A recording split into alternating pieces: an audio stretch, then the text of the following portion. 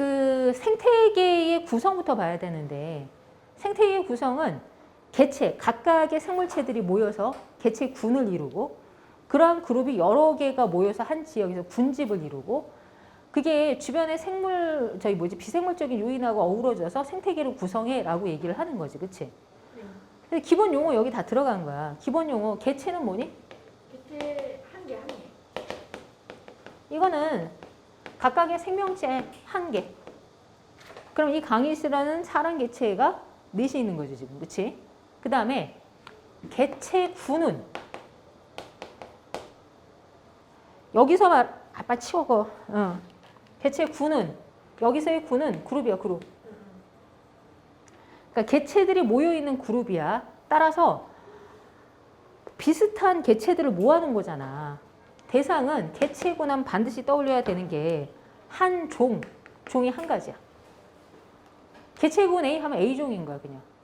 개체군 A, 개체군 B 하면 A종, B종 다른 종인 거야. 알았지?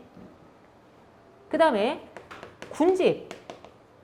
군집은 뭐의 약자냐면 개체군의 뭐 집합체 이런 거야. 거기서 따와서 군집인 거야.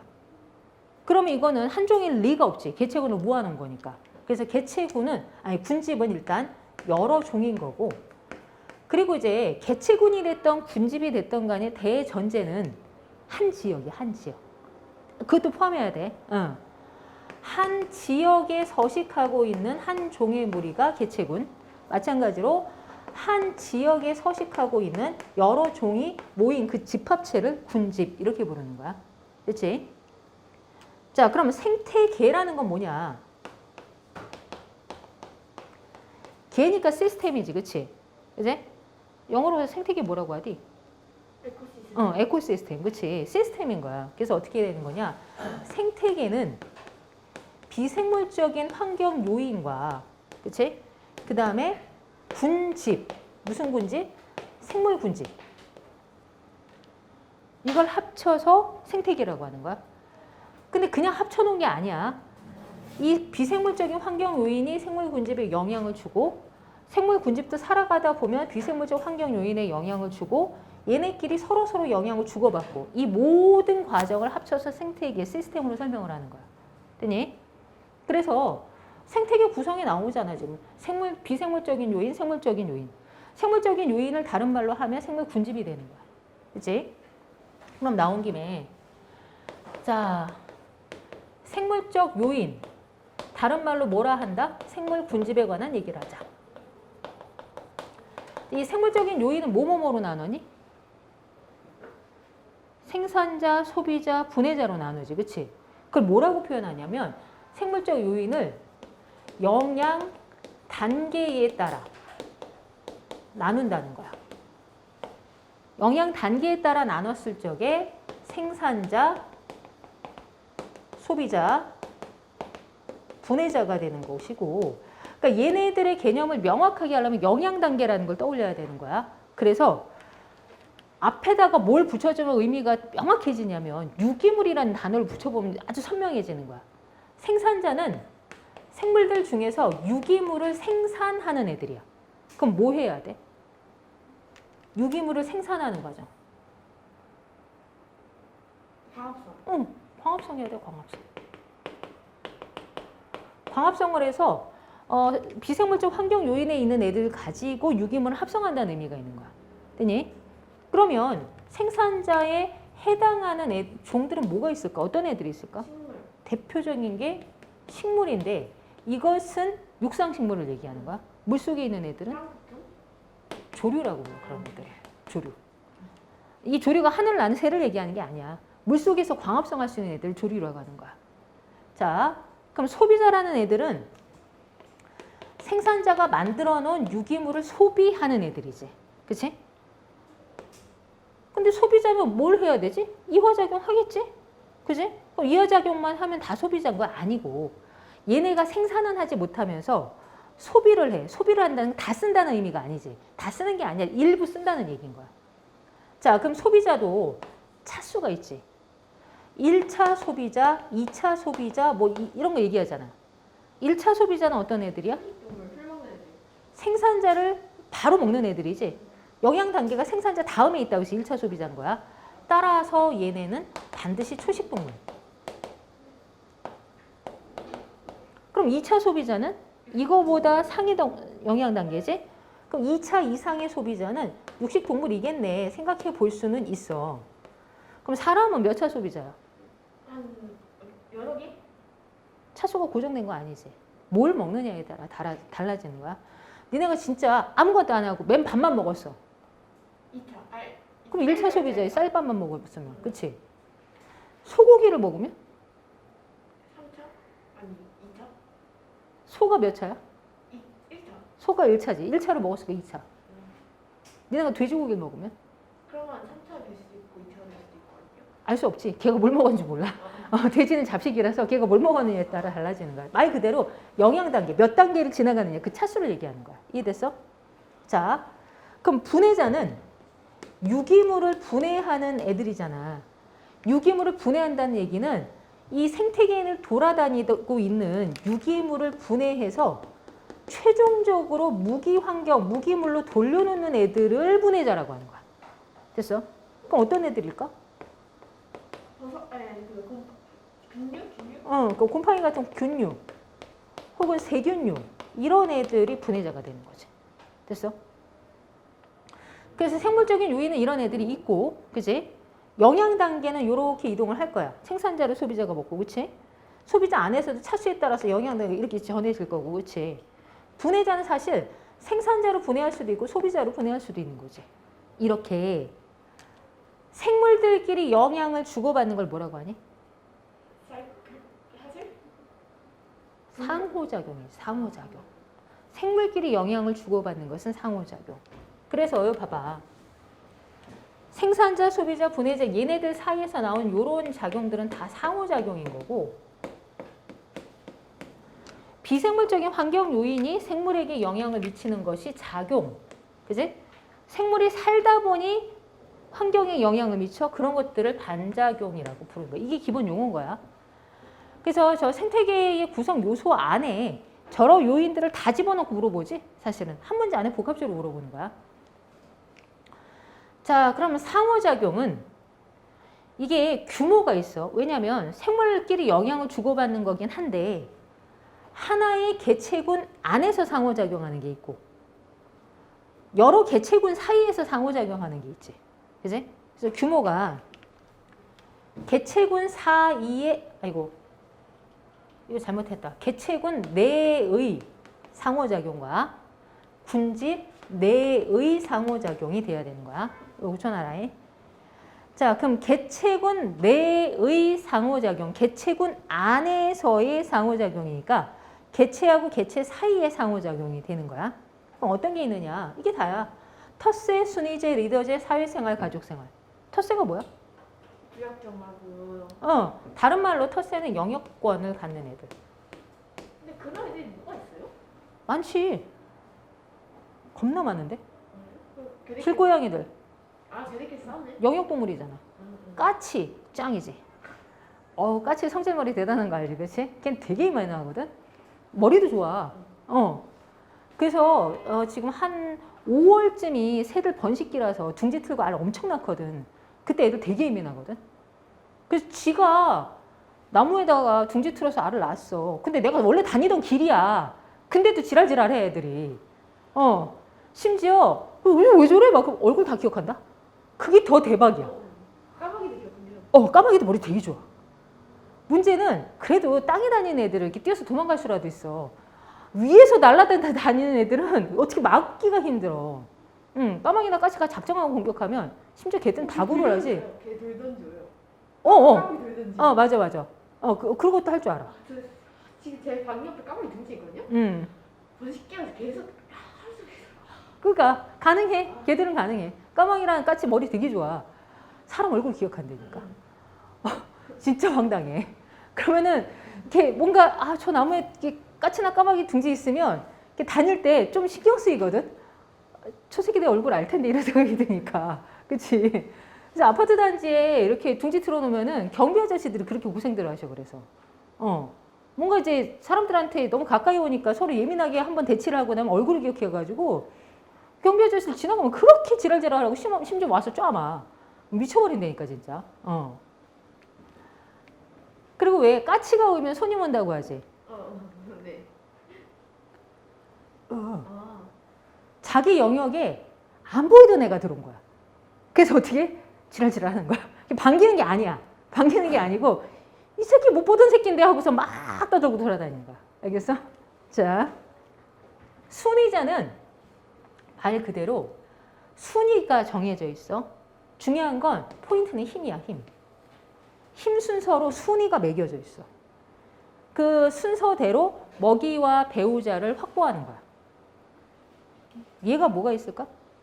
사자? 닭. 닭. 닭성. 요새는 뭐 저희 닭을 우리가 직접 만날 일이 없는데 예전엔 시골에 마당에 그냥 닭 풀어놓고 키웠거든. 밤에만 닭장에 집어넣고. 여기 외갓댁 갔다가 어릴 때 방학 때 외갓댁 놀러 갔는데 저녁 먹고 있는데 닭장이 난리가 난 거야. 해줬으니까 이제 뭐 산에 있는 이제 들짐승들 내려오시니까 닭장에 집어넣는단 말이야. 닭장이 너무 시끄럽고 난리가 났어. 중간에 외삼촌이 나가 보셨거든. 조용해진 것 같았어. 또 밥 먹고 거의 다 먹었는데 또 난리가 난 거야. 궁금하잖아. 그래서 이제 숟가락 놓고 뛰쳐 나가 봤지. 한 마리가 피를 철철 흘리고 있는 거야. 걔를 닭으로 한 거야, 얘들이. 보통은 그럴 때 어떤 상황이 벌어지는 거냐면 이게 힘이 약한 애 있잖아. 걔가 뭔가 자기 순서 모르고 끼었다가 완전 닭을 당하는 거야. 장난 아니야. 걔도 정말 살벌해. 그 도저히 안 돼서 걔를 마당을 빼냈다니까. 그날 냅뒀더니 죽겠어, 닭장에서. 그 다음날 일어났더니 점심 때 닭이 한 마리 이렇게 삶아져 있더라고. 원래 먹으려고 키우던 닭이니까 더 상할까봐 잡으셨다고 그러는 거야. 헐 이랬거든. 아무튼 그럴 수가 있는 거야. 순위제는 정말 그 힘의 서열에 딱 정해져 있는 거야. 리더는 있는데 다른 애들의 서열이 분명하진 않아. 어떤 애들이 있을까? 늑대. 늑대가 대표적인 애들이지. 기러기? 기러기. 먼 장거리 이동을 하는 철새들. 혹은 뭐 코끼리도 이런 리더제기는 해. 그러니까 이런 애들은 리더는 있는데 나머지 어떤 순위가 정해져 있는 것은 아니야. 대신 이런 애들은 리더가 어때야 될까? 힘세다고 리더가 되는 건 아니지. 머리가 좋아요. 일단 머리가 좋아야 돼. 왜냐하면 어느 시기에 어떻게 이동하는지를 다 알고 있어야 되잖아. 그 경험치도 있어야 되고, 그러니까 좀 나이도 있어야 되고, 그러면서 이제 성품이 또 동물들도 성격 다 있지, 그렇지? 성격이 포악하지 않고 이게 다 아우를 수 있는 성격이 됐을 적에 얘를 따라가거든, 애들이. 똑똑하네요. 되게 똑똑해, 그래서. 자, 그 다음에 사회생활은. 개미, 벌. 이거 다른 말로 하면 뭐니? 직장생활? 뭐야, 그게. 사회생활. 역할인가? 분업이라고 하지, 분업. 사회생활을 다른 말로 분업이라고 하는 거야. 그래서 그 개미나 벌을 생각하면 되는데 이거는 태어날 때부터 뭘 할지가 결정되어 있는 거야. 유전자상에서. 그래서 예를 들어서 이제 개미들 개체군이 있는데 보초병도 있고 먹이 나르는 애도 있고 뭐 여왕인 애는 알만 낳고 이게 다 정해져 있는 거야. 그래서 이런 경우에는 특정 일을 하고 있는 애들을 개체를 다 제거하잖아. 개체군이 붕괴돼 버려. 그걸 할 수 있는 애가 없어서. 정말 기계 부품처럼 딱 맞춰서 돌아가는 애들인 거야. 가족 생활은? 사자, 침팬지. 사람은 왜 빼먹어? 혈연 관계가 중심인 거지. 혈연 관계를 중심으로 해서 그룹이 묶어져 있는 경우야. 그러니까 사자가 예로 많이 나오지, 그지? 영장류들이 대부분 가족 생활을 하고 있고, 그지? 그래서 사자 무리는 조금 사람하고 다르긴 하지. 어떻게 다르냐? 나중에 아들이 집 나가잖아요. 나가는 게 아니라 내보내는 거야. 수컷들을 내보내는 거야, 성장을 하면. 그 아내가 여러 명. 아내가 여러 명이 아니고 중심이 암사자야. 암사자들 여러 마리가 그룹을 이루는 거야. 그리고 걔네가 순놈을 받아들일지 아닐지를 결정을 하는 거야. 왜냐하면 숫사자들은 그래도 어릴 때는 사냥을 좀 할 수가 있거든. 완전히 성숙해서 자라잖아. 사냥을 할 수가 없어. 왜일까? 갈기가 너무 거칠어서인가? 갈기가 있으니까 눈이 잘 띄지. 또 머리가 너무 커서 무게중심이 안 맞아 빨리 뛸 수가 없어. 숫사자가 양아치라서 그냥 얻어먹고 사는 게 아니라 걔네는 그냥 사냥을 못해. 너무 성숙한 숫사자들은 이미 다 도망가는데 빨리 뛰기도 전에. 또 암사자들이 사냥을 해야 먹고 살 수가 있어. 힘은 세. 그럼 얘는 뭐 해야 되냐? 거기 들어와서. 지들끼리 싸우나요? 우리들이? 그 비슷한 게 있어.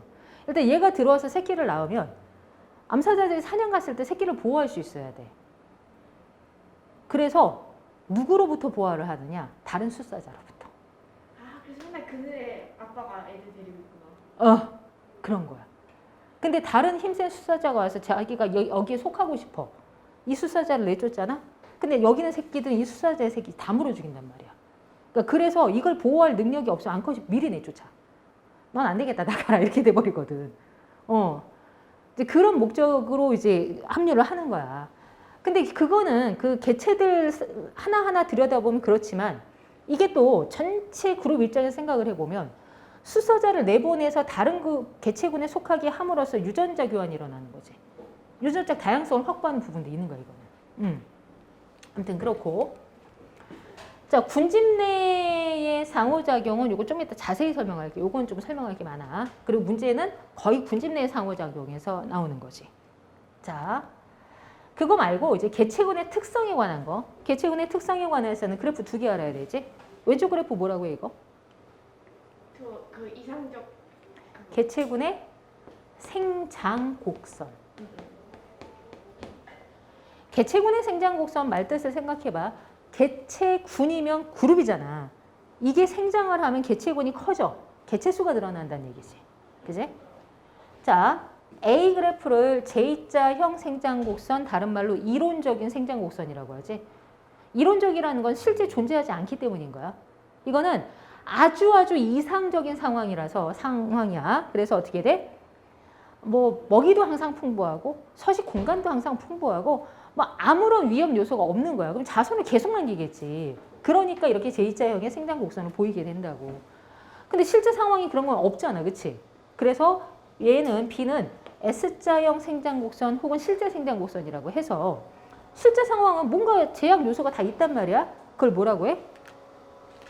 환경 저항이라고 해. 이론적인 것과 실제의 차이는 환경 저항 때문이야. 이렇게 얘기하고 환경 저항에 해당할 수 있는 것은 개체군이 커지면 개체수가 늘어나지? 그럼 서식지가 부족하지. 혹은 먹이 경쟁도 너무 심해져서 먹이가 부족할 수도 있어. 혹은 노폐물이 쌓여서 막 질병이 막 늘어날 수도 있어. 그치? 이런 모든 것들, 뭔가 개체군의 규모가 커지는 걸 방해하는 요인들을 전부 다 환경 저항 이렇게 부르는 거라고. 자, 그에 비해서 여기에 K는 잘 봐. 이 S자형 생장 곡선을 기준으로 봤을 때 이 개체군의 규모는 여기가 맥시멈이지. 그치? 이거 반대로 얘기하면 이 지역의 환경은 이 개체군의 규모를 여기까지는 수용해 줄 수 있는 거잖아. 그래서 이 K 값을 환경 수용력 이렇게 부르기도 해. 자, 오른쪽 그래프는 뭐니? 그거 죽는 그거 비율. 생존 곡선. 개체군의 생존 곡선이야. 근데 그래프의 형태가 1형, 2형, 3형 세 가지가 있는 거야. 1형은 상대 연령 100을 거의 다 채우지. 자연 수명을 다 하고 그냥 죽는 거야. 사람형. 사람이 대체로 그렇지. 니네가 살아가면서 친구들이 계속 없어져. 그건 경험할 수 없는 일이잖아. 그치? 그치? 나이 먹으면 그때 가서 우르르 이제 다 되는 거잖아. 그래서 사람형인데 이게 가능한 이유는 일단 부모가 열심히 육아를 해주지. 잘 보호를 해주잖아. 거기다가 천적이 없지? 그러니까 자연 수명을 다하고 죽을 수 있는 거야. 어린 나이에 친구를 잃었어요. 이런 경우는 되게 드문 경험이지. 그런 경우 대부분 뭐니? 사고사인 경우가 많지. 그지? 자, 2형은 꾸준히 감소하지. 그치? 그지? 그래서 요 2형은 어떤 애들이냐. 그 산 같은 데 사는 작은 포유류들. 이를테면 다람쥐 이런 애들. 혹은 새. 이런 애들은 육아는 해주잖아. 새끼 잘 돌봐주잖아, 어미들이. 문제는 천적이 있어. 그러니까 계속 잡아먹혀서 개체수가 감소하는 거야. 됐니? 마지막으로 3형. 요런 애들은 먹는 굴형이라고 하거든. 어떠냐? 알을 낳고 빠잉. 그치? 몰라, 그 뒤에. 그러니까 육아도 안 해주고 천적은 많고 그러니까 초반에 와장창 개체수가 감소하고 살아남은 일부가 자손을 남기는 거야. 그러다 보니까 1형에서 3형으로 갈수록 한 번에 낳는 자손 수가 많아야지. 그지? 확률이 낮으니까 숫자를 늘려놔야 될 거 아니야. 그치? 야, 사람이 굴처럼 자손을 남겼다간 지구 벌써 멸망했을걸? 그런 거 아니야. 그지? 자, 요런 것들 기억을 하시고요. 그 다음에 군집의 조사와 생물 다양성은 개념만 좀 얘기를 할게. 우리가 어떤 지역의 군집을 조사하고 싶어. 근데 동물은 움직이기 때문에 고등학교 과정에 다루지는 않아. 식물, 즉 생산자 위주로 다루거든. 그리고 또 생산자를 다루는 게 용이한 점은 뭐냐면 생산자로부터 생물 군집은 시작이 되는 거지. 영양 단계가. 그러면 생산자의 규모가 큰 지역은 위에 소비자나 분해자도 굉장히 다양한 애들이 있을 거야. 그치? 근데 애시당초 생산자가 살기 척박한 환경이야. 그럼 그 위에 소비자나 분해자가 많지는 않을 거 아니야. 그래서 생산자를 중심으로 다루는 거야. 그러면 보통 이거 조사할 때 뭐 이용하지? 방형구라는 틀을 이용하지. 그지? 가로 세로 1m짜리 틀 갖고 나가 빡 엎어놓고 거기는 세보는 거야. 그걸 기록해가지고 오는 거거든. 자, 그럼 그걸 통해서 우리가 뭐 할 거냐면 이 지역에 서식하고 있는 군집, 대상은 생산자 대상으로 했을 때 어떤 종이 있고 얘네가 이 지역을 대표할 수 있나? 이런 거 알아보는 거잖아. 그래서 알아보는 값이 3개야. 밀도, 빈도, 피도. 자, 밀도는 원래 이제 그 물리나 화학에서 밀도도 뭐니? 그 대상 입자가 얼마나 조밀한가 이런 느낌이지. 그치? 그러니까 지금 우리는 생물 군집을 조사하는 거잖아. 그럼 얼마나 조밀하게 살고 있는지를 보는 거지. 따라서 단위 면적당의 개체수가 되는 거야. 그치? 단위 면적당의 개체수가 많으면 밀도가 높아 이런 표현 쓸 수 있겠지? 피도는 면적에 관한 거야. 이 피가 덮을 피거든. 그 지역의 면적을 몇 프로를 차지하느냐 이런 개념인 거야. 근데 방형구 가지고 조사를 하니까 예를 들어 방형구 10개를 가지고 조사를 했어. 근데 7개에서 발견이 돼. 그럼 얘는 차지하는 면적 되게 넓어 이렇게 되는 거지. 그래서 전체 방형구 면적에서 그 종이 차지하는 면적의 비율을 얘기하는 거야. 빈도, frequency, 뭐지? 얼마나 자주 만날 수 있느냐. 그러니까 전체 방형구 중에서 몇 칸에서 보이는지를 세보는 거야. 10칸 조사했는데 10칸에서 다 보여. 그럼 짱 빈도가 높은 애야. 10칸 조사했는데 한 칸에서만 겨우 만나서 좀 만나기 힘든 애야. 이런 개념인 거야. 오케이? 한 지역에서 여러 종을 놓고 비교를 하는데 어떤 애는 밀도값이 최고 크고 어떤 애는 빈도가 크고 어떤 애는 피도가 크고 그럼 이 지역은 뭐가 대표하지? 설명하기 어렵지. 그래서 나온 개념이 중요치인데 다 상대값으로 전환하는 거야. 상대 밀도, 상대 빈도, 상대 피도로 다 전환을 하거든. 뭐냐면 방형구에 예를 들어서 종이 A종, B종, C종 다 보였단 말이야. 세 종에 관한 걸 얘기를 할 거야. 이 세 종이 각각의 밀도, 빈도, 피도가 있지. 그치? 그럼 뭐냐? 상대 밀도가 되면 밀도값만 비교하는 거야. 그래서 전체 밀도 합분에 각 종의 밀도 합분에 특정 종의 밀도 백분율인 거야. 퍼센테이지. 뭐 이건 해볼 수 있겠지. 차지하는 밀도가 몇 프로 이렇게 설명할 수 있으니까. 그치? 피도도 빈도도 같은 식으로 계산을 하는 거야. 상대 피도면 전체 피도 합분의 그 종의 피도 비율. 상대 빈도면 전체 빈도 합분의 그 종의 빈도 비율. 이렇게 되는 거야. 그럼 단위가 다 퍼센트로 바뀌니까 합산할 수 있지. 그치? 그래서 이게 제일 크면 중요치가 제일 높고 중요치가 높으면 그 지역을 대표하는 우점종이다 설명할 수 있게 되는 거야. 그리고 이거는 계산 문제가 나올 확률이 있지. 그치? 이거 생각하시고. 자, 뒤에서 좀 자세히 다룰 거예요. 그래서 이거는. 그 다음에 군집의 천위. 이것도 자주 나오지. 그지? 천위를 봐봐. 천위는 요거 보는 거야. 요거 그냥. 천위라는 게 뭐야? 장시간에 걸쳐서 오랜 시간 그 지역의 생물 군집의 변화가 일어날 거 아니야? 쭉 변해갈 거 아니야. 그 변해가는 과정을 천위라고 부르는 거야. 천위도 차수가 있다. 자, 1차 천위는 뭐니? 어떤 느낌이야? 이거는? 맨땅 그러니까 생물체가 없는 데서 시작하는 거야. 생물체가 아무것도 없는 데서. 1차 천이의 개념은 생물체가 전혀 없는 상태에서 천이가 시작이 되면 1차 천이야. 근데 생물체가 전혀 없는 이유는 뭐 때문이냐면 그 지역에 토양이 형성되지 않았을 때거든. 토양이 형성돼 있다면 미생물이라도 있고 뭐라도 있단 말이야. 토양이 형성되지 않은 상태에는 생물체가 살 수 없어. 자, 2차 천이는 뭔가 숲이 형성돼서 진행이 되다가 뭐가 일어났을 때 산불이나 산사태가 일어나서 그 지역에 살던 애들이 사라진 거야.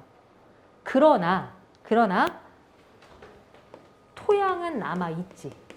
그치? 그러니까 처음부터 시작하는 건 아니고 중간부터 시작하게 되니까 천이 속도가 되게 빠른 거야.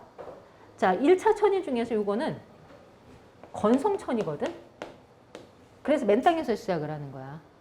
여기에 맨 땅이라는 건 어떤 거냐면 돌밭이야, 돌밭. 자갈밭을 생각을 해봐. 자, 표면에 물이 있을까? 없지. 비가 와도 없어. 왜냐? 밑으로 쭉 빠지거든. 해 뜨는 순간 다 말라버려. 표면에 물이 없어. 그럼 생물이 살 수가 없는 환경인 거야.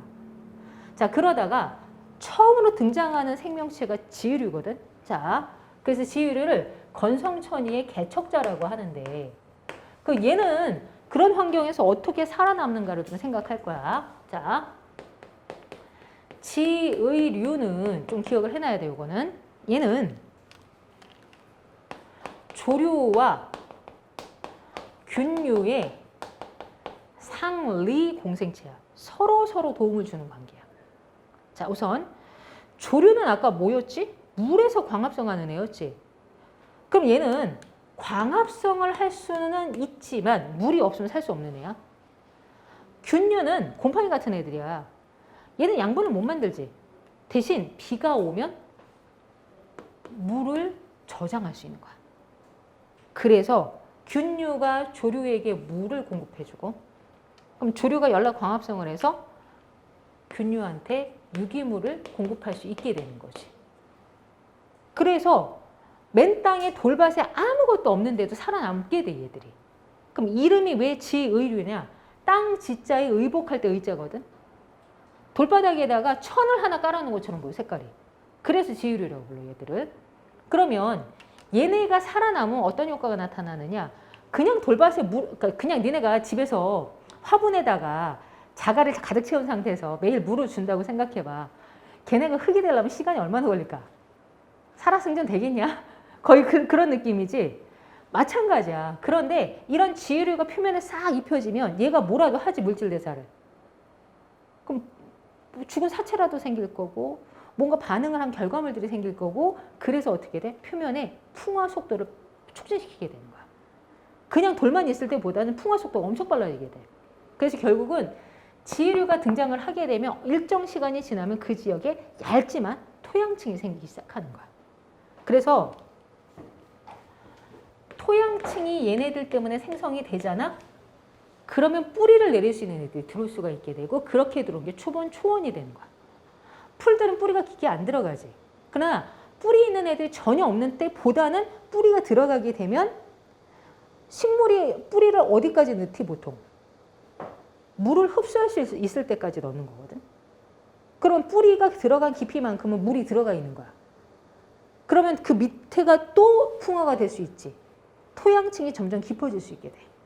그러면 점점 뿌리가 더 깊게 내려갈 수 있는 애들이 들어와서 초원 뒤에 나무가 들어오는 거야. 그 첫 번째가 관목림인데 관목은 키가 작은 나무. 3m 이하의 키가 작은 나무야.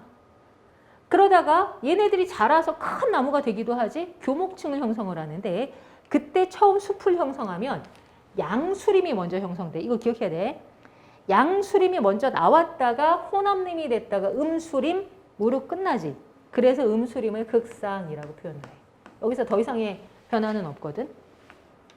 그러면 관목림, 양수림, 혼합림, 음수림에서 관목림, 양수림, 음수림은 관목림은 관목만 있고 양수림은 양수만 있고 음수림은 음수만 있어가 아니야. 우점종이 관목, 양수, 음수라는 뜻이야. 알겠어? 자, 그리고 천이 초반은 맨 땅에 물이 없어, 그치? 햇빛이 바닥에 그대로 딱 떨어질 때지, 그치? 그래서 이 천이 초반은 이 천이를 결정하는 요인이 지표면에 있는 물의 양인 거야. 물이 얼마나 되느냐에 따라서 초반 천이가 결정되는 거야. 그리고 일단 숲이 형성되고 나면 이 후반 천이는 무엇과 관련이 있느냐? 이 후반 천이는 지표에 도달하는 빛의 양에 따라서 결정이 되거든. 이게 무슨 소리냐면 천이 초반에 관목 형성된 다음에 들어서는 숲이 양수림이지. 왜 양수가 먼저 들어서냐면 양수가 종자가 가벼워. 잘 날아가. 그러니까 뭐 없을 때 먼저 떨어지는 게 양수의 씨앗인 거야. 그래서 양수 씨앗이 떨어지면 쭉쭉 자라. 얘들이 햇빛이 세니까. 그럼 쭉쭉 자라서 얘네가 이렇게 숲을 잃어버렸네. 자, 그럼 얘네한테서 씨앗이 떨어져서 어린 나무가 자라려고 보니 어떠니? 빛이 쭉 떨어지는데 숲이 형성돼서 여기서 빛을 다 먹어버리지. 그럼 지표에는 빛이 약해진 상태야. 그럼 양수의 이 어린 나무는 잘 자랄 수 있을까? 못 자라. 얘는 못 자라. 근데 음수의 종자는 무거워서 나중에 들어오거든? 그럼 나중에 떨어진 음수의 종자는 음수는 어때? 빛이 약해도 자라지. 그럼 얘네는 자라는 거야. 그럼 어떻게 해야 돼? 얘네가 나중에 자라면 혼합립 섞이는 거지. 근데 이렇게 빽빽해지면 있던 양수도 너무 나이 많아서 죽었을 때 양수는 개체수가 늘어나지 않고, 그치? 오히려 줄어들 거고 음수는 개체수가 계속 증가하겠지. 그래서 나중에 우점종이 음수가 되는 음수림이 되는 거야. 이해했어? 그래서 양수림, 혼합림, 음수림 변화는 그 기준은 무엇 때문이야? 지표면에 도달하는 빛의 양이 줄었기 때문인 거야. 됐어? 지금 설명하고 다 이해됐어? 그러니까 용어도 알아야 되지만 이해를 해야 돼, 1차적으로는. 자, 그러면 아까 설명했던 것 중에 상호작용을 좀 자세히 봅시다. 상호작용. 자, 군집 내의 상호작용을 얘기하는 거야. 그래서 여기에 제시된 상호작용은 뭐다? 군집 내의 상호작용, 혹은 다른 말로 얘기하면 개체군 사이의 상호작용이 되는 거야. 개체군과 개체군 사이, 종과 종 사이의 상호작용이 되는 거지. 서로 다른 종에서 일어나는 상호작용이야. 자, 첫 번째가 종 간 경쟁, 이런 거 있을 수 있지. 두 종이 서식지나 먹이가 겹치면 경쟁할 수밖에 없어. 그렇지? 그걸 종 간 경쟁이라고 하는데, 여기서 나타나는 특징 잘 봐봐. A종은 조금 손해를 봤는데 B종은 이 지역에서 도태돼 버렸지. 그치? 이걸 뭐라고 해? 도태되는 걸? 경쟁 배타라고 하지. B종이 나중에 이 지역에서 사라져 버린단 말이야. 그래서 이런 사건이 벌어졌어. 경쟁 배타가 일어났구나. 이렇게 설명을 하는 거야. 이런 특징이 종 간 경쟁인 거야.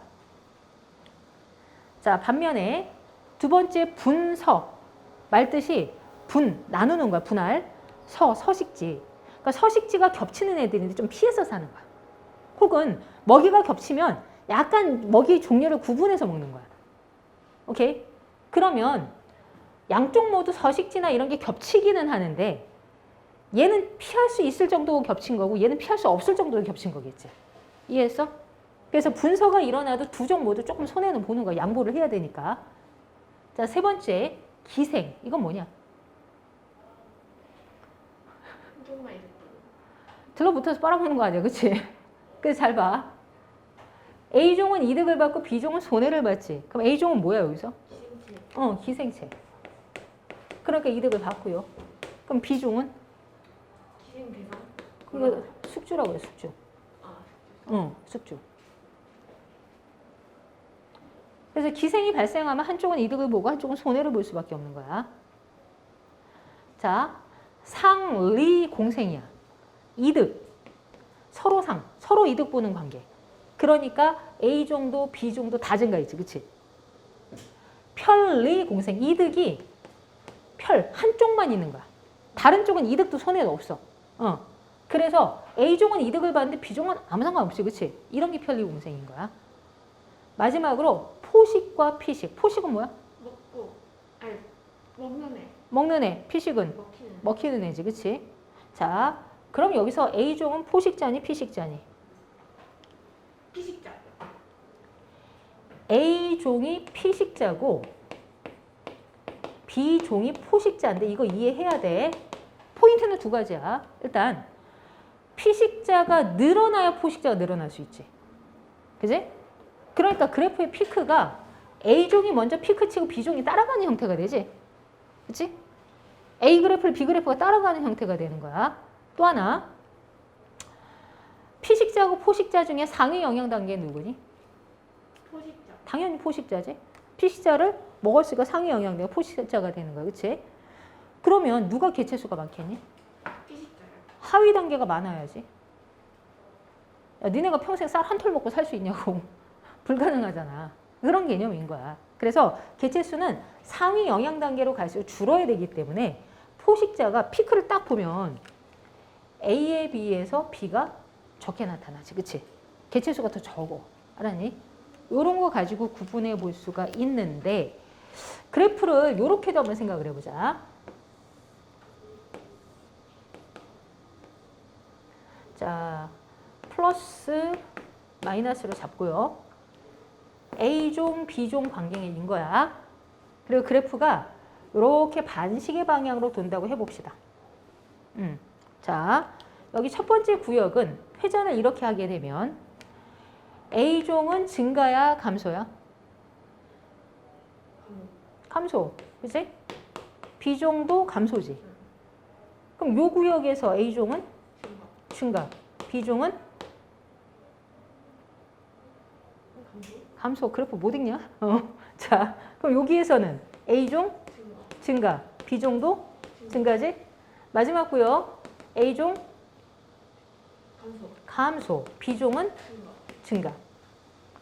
그럼 누가 포식자고 누가 피식자냐? A종은 A종이 포식자고 B가 피식자예요. A종이 피식자고요. B가 포식이에요. B가 포식이에요. 포식이 따라가는 거라고 했지. 누가 먼저 변해 지금 계속? A가 먼저 변하지. A가 증가해서 감소로 변했잖아. 근데 B는 계속 증가하고 있었지. 그치? 그래서 A가 계속 감소하니까 B가 따라서 감소했지. 무슨 말인지 알겠어? 그리고 A가 감소해서 증가로 바뀌었잖아. 근데 B는 여전히 감소하고 있었잖아. 그리고 나서 변하지. 그래서 그래프가 이런 식으로 나와도 A종이 피식자고 B종이 포식자다 구분할 수 있어야 되는 거야. 됐어? 상호작용은 생장곡선 그래프랑 물려서 많이 나와. 그래서 요것도 주요 내용으로 이제 다뤄야 되는 거고. 자, 밑에 군집의 조사. 자, 아까 밀도, 빈도, 피도 했고, 그치? 상대 밀도, 상대 빈도, 상대 피도에 관한 개념을 했어, 그치? 그래서 중요치는 상대 밀도, 상대 빈도, 상대 피도의 합이고 중요치가 큰 놈이 뭐다? 우점종이다. 그 지역에서 우위를 점하는 종이다. 그 지역의 대표종이다. 이렇게 되는 거야. 그래서 그러면 우점종 얘기 나올 때도 있고요. 종의 특성에 따라 또 뭐가 있니? 우점종 말고. 지표종 이런 거 있지. 이거 뭐야? 어떤 기준이 되는? 지표가 되는 종. 특정 서식 환경에서만 살 수 있는 애들이야. 그럼 그 종이 있으면 그 지역의 환경이 나오지. 그런 게 지표종인 거야. 예를 들자면 수질 오염 척도를 얘기할 때 왜 1급 수종, 2급 수종 이렇게 얘기하잖아. 그 종 애들이 결국은 물에 있는 지표종들인 거야. 자, 희소종. 뭔 소리일까? 조금 희귀한 애들. 있긴 있는데 희귀해서 만나기 힘들어. 이런 애들이지. 그러면 중요치가 되게 낮겠지. 그치? 핵심종 혹시 뭔지 아니? 중요한 애들. 중요하긴 해. 근데 우점종이 더 중요하지. 핵심종 뭘까? 이게 없으면 큰일 나는 애들. 아니야. 그게 아니고 얘네 때문에 그 지역의 생태계가 변해. 얘네 때문에 뭔가 그 환경에 영향을 받아서 환경 조건이 변해. 그런 핵심적인 요인이 되는 애들을 핵심종이라고 하는 거야. 비버 같은 애들. 어때? 연락에 걔를 땜 만들어 버리잖아. 그치? 그럼 그 근처의 생태계가 물의 흐름이 바뀌니까 변하잖아. 이런 것들이 핵심종이라는 거야. 오케이? 그래서 종을 구분할 때 이런 표현을 쓸 수도 있습니다. 근데 실제 문제는 밑에 방형구법 나오는 거지. 자, 이거 한번 보자. 자, 그림은 어떤 초원에 설치한 10개의 방형구에서 관찰된 잔디, 토끼풀, 페랭이의 개체수를 나타냈대. 방형구 하나당 1제곱미터, 가로 세로 1m짜리야. 그 다음에 방형구에 나타난 각 도형은 식물 한 개체를 의미하며 제시된 종 이외의 종은 고려하지 않는데 니네 세는 거 잘 못할까 봐 세놨어 내가. 자, 일단 개체수. 잔디 6개, 토끼풀 5개, 페랭이 9개가 지금 세지고 방형구수 뭐냐면 얘네가 보이는 방형구가 몇 개냐 이거야. 잔디 6개, 토끼풀 4개, 페랭이 6개인 거야. 근데 잘 봐. 지금 대상으로 조사한 방형구가 총 몇 개야? 10개. 10개. 면적은? 10제곱미터 상태지? 자, 그러면 밀도는 어떻게 계산한다고? 전체 면적분의 개체수를 계산한다고 했잖아. 그치? 전체 면적은 10제곱미터로 동일하지? 거기에 개체수야. 그럼 잔디 밀도 얼마니? 0.6. 0.6. 토끼풀 밀도? 0.5. 페랭이 밀도? 0.9. 이렇게 되는 거지. 자, 빈도는 얼마나 자주 만날 수 있느냐의 개념이라고 있었어. 그래서 빈도는 전체 방형구수 중에, 그지? 이 개체군이 등장한 방형구 개수거든? 근데 전체 방형구가 지금 몇 개라고? 10개야, 10개. 그러니까 잔디 빈도 얼마? 0.6. 토끼풀 빈도? 0.5. 아니 0.4. 0.4. 페랭이 빈도? 0.6 이렇게 되는 거야. 그치? 보통 피도는 방형구로 표현을 안 해. 피도에 관련된 건 표에 수치로 줄 때가 많다. 자, 그럼 상대 밀도, 상대 빈도에 대해서 생각을 해볼 건데 잘 봐봐. 상대 밀도는 원래 밀도 총합분의 그중의 밀도 비율이지. 그치? 자, 제대로 계산을 하려면 밀도 총합이 지금 얼마요? 2.0이지, 그치? 자, 그럼 빈도 총합은 얼마요? 1.6. 그럼 제대로 계산을 하려면 잔디 상대 밀도는 어떠니? 그럼 2.0분의 0.6 곱하기 100이에요 해야 되잖아. 그런데 지금 현재 조사 대상의 면적은 10제곱미터로 동일하지. 그지? 전체 총 방형구수도 10개로 동일하지. 그럼 생각을 해봐. 애시당초 밀도는 면적분의 개체수인데 면적이 일정한 조건이지. 그럼 밀도랑 개체수는 비례지. 그치? 그래서 상대 밀도를 이걸 밀도를 계산해서 가지 말고 개체수에서 바로 가도 된다는 거야. 면적이 동일할 때는. 그래서 어떻게 돼? 개체수 총합이 몇 개예요? 20개. 그럼 20분의 6이나 0.2분의 2.0분의 0.6이는 똑같잖아. 그래서 결과적으로 상대 밀도 잔디는 몇 퍼센트? 0.3. 몇 퍼센트 그래서? 30%. 30%. 토끼풀은? 5%. 25%. 페랭이가 45% 이렇게 된다고. 이해됐어? 마찬가지야 이제. 빈도도 원래 개념이 전체 방형구수 분의 그 종이 등장한 방형구의 개수인데 전체 방형구수 10개로 갔잖아. 그러면 분모가 일정하니까 빈도도 결국 뭐야? 방형구 개수로 비례로 계산해버려도 된다는 거지. 그러니까 여기 방형구수 전체 총합 얼마? 16. 16분의 6이나 1.6분의 0.6이나 똑같은 거지. 그러면 잔디의 상대 빈도 얼마니? 30. 뭐라고? 30, 23. 뭐래? 30. 아니.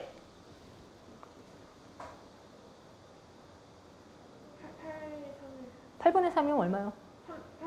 8분의 3하고 8분의 8분의 3이 몇 퍼센트냐고. 37.5. 37.5%. 그지? 그러면 페랭이도 똑같을까? 얘도 37.5%. 그지? 얘는 몇 퍼센트야? 25. 25%. 이렇게 잡으면 되지. 됐어? 네. 그래서 문제 조건에서 면적 동일한 경우에는 아예 상대 밀도를 개체수에 비례해서 그냥 계산하러 제시해 주기도 해. 많이 나오는 거야. 됐어요? 그래서 개체군과 군집에 관한 얘기는 다 한 거야. 그치?